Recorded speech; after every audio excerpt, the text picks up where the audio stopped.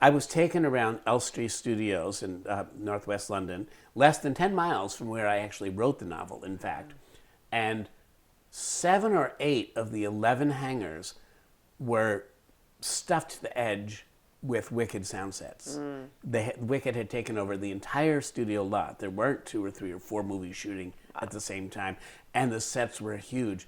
The Wizard's throne room is real. I mean, it was there. It was 3.5 stories high, and I walked in it and walked across to the great face and the braided cords that draped down in front of it, and it was like being in a dream. It really was like being in a dream. You wake up from a dream and you think, boy, that felt like real life.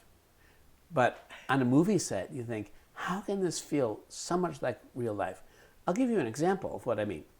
I was in Madame Morrible's study, and I was looking around at all kinds of things that were not going to be in the scene, but they were out just to make the place more believable. I opened a couple of drawers that never get opened. Yes. And they were filled with magic-looking implements.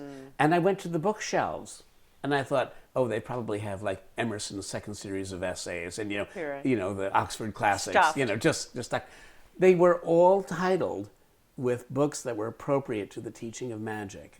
Every single scrap of detail, whether the camera was going to go in for any kind of close-up or not, was done to perfection. I couldn't imagine the amount of zeal and the amount of cash that went into preparing that set. Well, and when you saw Shiz, right, or these Yeah. places, Yeah. did you look at the sets and think, this all came out of my head? I try I not. thought of this. I try not to think about that because I think a certain kind of mental instability might follow were I to do this.